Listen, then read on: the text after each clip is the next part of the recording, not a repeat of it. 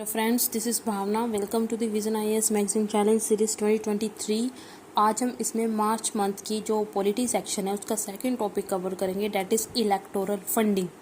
यह recently news में क्यों थी, पहले वो देख लेते हैं। न्यूज़ में इसलिए थी क्योंकि एडीआर की रिपोर्ट के मुताबिक हमारे जो देश में 8 जो हमारी नेशनल पॉलिटिकल पार्टीज़ है उनकी जो फंडिंग होती है उसमें आधी से ज़्यादा फंडिंग आती है अननोन सोर्सेज से। हमें नहीं पता है कि वो सोर्सेज कौन है, कहाँ से वो फंडिंग आ रही है, ठीक है ना। उसके बाद हमारे पास क्या बताया गया है, out of the total income from unknown sources the share of income from electoral bond was 83.4%। Means to say that जितनी हमारे पास अननोन सोर्सेज से जो फंडिंग आती है उसमें 83% अप्रोक्सीमेटली जो फंडिंग है वो इलेक्टोरल बॉन्ड्स के थ्रू आ रही है, ठीक है ना। इश्यूज इन इलेक्शन फंडिंग, क्या क्या इश्यूज है इलेक्शन फंडिंग से रिलेटेड। सबसे पहला इशू है no limit on the political parties under section 77 of the Representation of People Act 1951 and Conduct of Election Rules 1961 there are limit on the election expenditure only for candidate। मतलब कि हमारे पास जो election के जो expenditure है, मतलब कि कितना खर्च करना है एक कैंडिडेट ने, उस पर लिमिट लगाई हुई है कि इससे ज़्यादा वो कैंडिडेट खर्च नहीं कर सकता, ठीक है ना।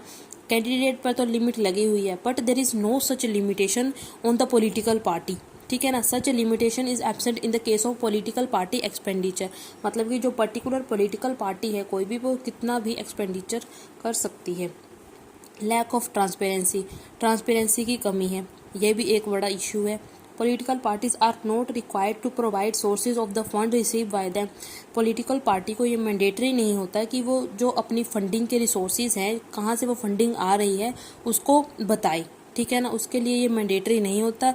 इस तरह जो इन्फॉर्मेशन है डोनर से रिलेटेड कि कौन जो है डोनेट कर रहा है, कौन फंडिंग प्रोवाइड कर रहा है पॉलिटिकल पार्टी को at the time of election, हमें नहीं पता चलता उसका, ठीक है ना। Contribution received by parties are also 100% exempted from income tax. जो फंडिंग आ रही है उस पर किसी भी प्रकार का कोई टैक्स नहीं लगता, ओके। उसके बाद है हमारे पास फर्दर इशू और कौन से हैं वो भी देख लेते हैं। हाँ, एक और बात, जो हमारे पास रिपोर्टिंग होती है फंडिंग की, जो हमारे इलेक्शन कमीशन ऑफ इंडिया को दी जाती है, सिर्फ वो 0.96% ऑफ पार्टीज़ है, जो अनरिकॉग्नाइज्ड रजिस्टर्ड पार्टीज़ हैं, यही जो है अपनी रिपोर्ट देती है इलेक्शन कमीशन ऑफ इंडिया को फंडिंग से रिलेटेड, बस इतनी ही, ओके। उसके बाद है हमारे पास इशू है आगे further cooperate and the political party nexus. मतलब कि आजकल बिजनेसमैन और जो पॉलिटिकल पार्टीज़ हैं उनके बीच का जो मेल जोल है अधिक ही बढ़ रहा है, ठीक है ना। बिजनेसमैन क्या करते हैं, जो कोऑपरेट वाले होते हैं वो क्या करते हैं, फंडिंग प्रोवाइड करते हैं पॉलिटिकल पार्टीज़ को। बदले में पॉलिटिकल पार्टीज़ जो है जब वो पावर में आ जाती है तब उनके लिए कुछ ऐसी पॉलिसीज़ वगैरह लेकर आती है जो कि उनके लिए बेनिफिशियल हो, ठीक है ना। इसलिए जो ये दोनों के बीच में मेल जोल है आजकल ज़्यादा ही वो बढ़ रहा है, ठीक है ना। Corporate donations of the political parties have been growing significantly. Corporate donations, वही जो बिजनेसमैन का डोनेशन है वो पॉलिटिकल पार्टीज़ के लिए बढ़ रहा है दिन प्रतिदिन। Also the anonymity provided by the electoral bonds further strengthen this nexus. और इस मेल जोल को जो बढ़ावा दे रहा है वो दे रहा है इलेक्टोरल बॉन्ड्स। मतलब इलेक्टोरल बॉन्ड से एक तरह की एनोनिमिटी आ जाती है, पता नहीं लगता कि कौन जो है फंडिंग प्रोवाइड कर रहा है, ठीक है ना। उसके बाद किया क्या जा सकता है, अब क्या करिया जाए। अब first thing to do is bringing political parties under RTI। कि ना जो पॉलिटिकल पार्टीज़ हैं उनको हमें राइट टू इन्फॉर्मेशन एक्ट के अंडर लेकर आना पड़ेगा, ठीक है ना। Political party should comply with the central information commission 2013 order. पॉलिटिकल पार्टीज़ को कह रहे पालन करना पड़ेगा सेंट्रल इन्फॉर्मेशन कमीशन 2013 के ऑर्डर का, जिसमें क्या बताया गया था, डिक्लेयरिंग दैम पब्लिक अथॉरिटी। उनको डिक्लेयर की जो पॉलिटिकल पार्टीज़ है वो डिक्लेयर करे अपने आप को एज अ पब्लिक अथॉरिटी, किसके under the right to information act, ताकि जो हमारी पॉलिटिकल पार्टीज़ है ज़्यादा अकाउंटेबल रहे एंड ट्रांसपेरेंट रहे, ठीक है ना। उसके बाद क्या करना चाहिए, और हमें रेगुलेटिंग पॉलिटिकल पार्टीज़ और comprehensive bill regulating political parties, हम इस तरह का कुछ कॉम्प्रिहेंसिव बिल लेकर आना चाहिए जो पॉलिटिकल पार्टीज़ को रेगुलेट कर सके, ठीक है। उनके इलेक्शंस को रेगुलेट कर सके, राइट। कैंडिडेट सिलेक्शन कैसे होगा उसको देखा जा सके, ठीक है ना।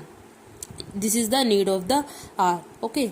मोर power to election commission of India. जो हमारा इलेक्शन कमीशन ऑफ इंडिया है उसको भी हमें ज़्यादा पावर देनी चाहिए, ताकि जो हमारी पॉलिटिकल पार्टीज़ है पावर में उनको डी रिकॉग्नाइज कर सके, ठीक है ना, और कुछ रिस्ट्रिक्शन इम्पोज कर सके, पेनल्टीज इम्पोज कर सके पार्टीज़ के ऊपर अगर वो उसका पालन नहीं करती है रूल्स एंड रेगुलेशंस का। कौन? पार्टीज, ठीक है ना। अगर पार्टीज रूल्स एंड रेगुलेशन जो कि इलेक्शन कमीशन ऑफ इंडिया द्वारा बनाए गए हैं उनका नहीं पालन करती तो कुछ स्ट्रिक्ट एक्शन ले सके पॉलिटिकल पार्टीज के अगेंस्ट में।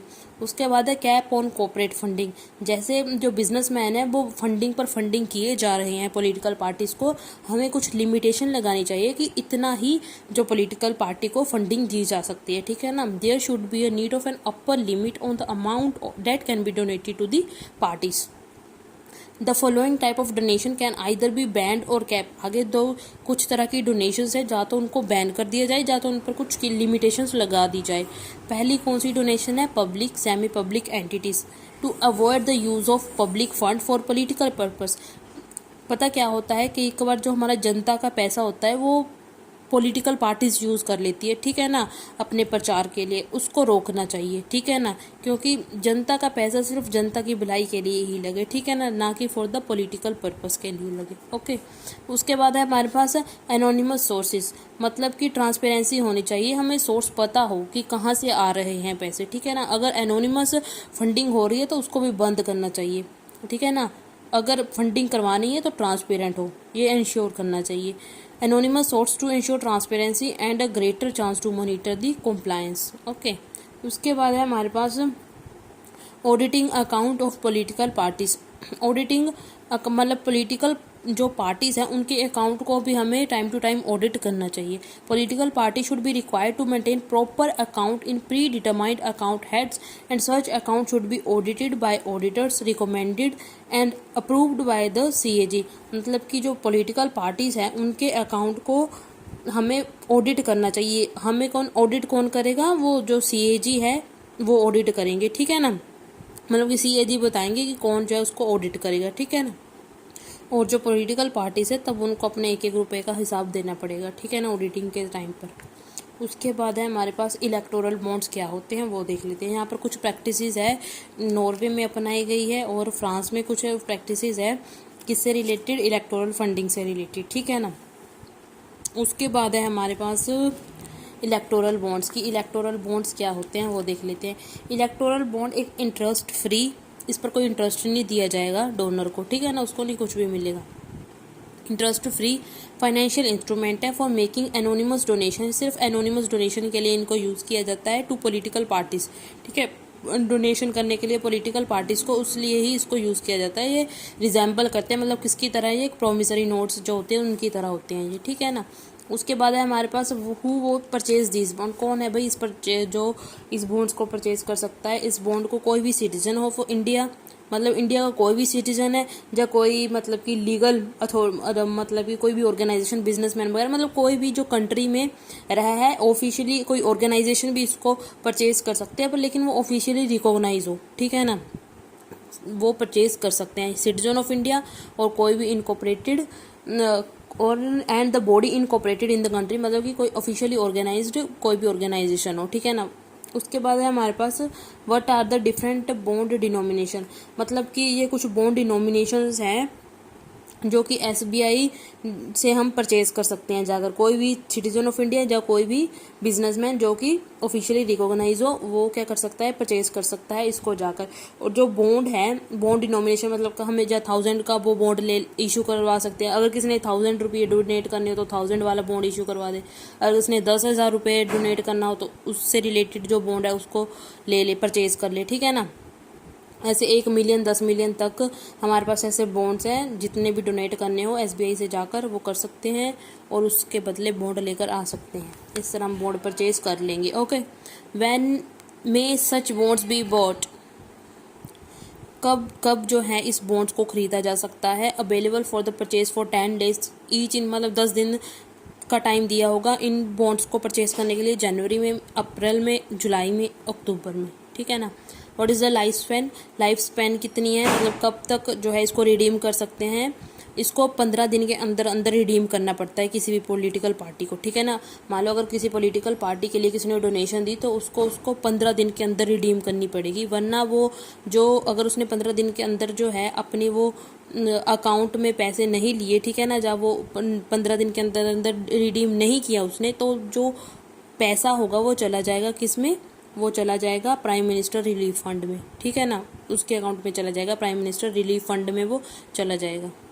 अब ये कुछ कौन कौन सी पॉलिटिकल पार्टी है जो डोनेशन को रिसीव कर सकती है थ्रू इलेक्टोरल बॉन्ड्स, कौन कौन सी है, उनके लिए कुछ क्राइटेरिया होता है। कौन कौन सी पॉलिटिकल पार्टीज होगी, political parties who have at least secured 1% vote in the Lok Sabha, जिसे 1% वोट सिक्योर, उसने 1% अगर वोट सिक्योर की है लोकसभा में तो वो डोनेशन को रिसीव कर सकता है, या स्टेट असेंबली में, ठीक है ना।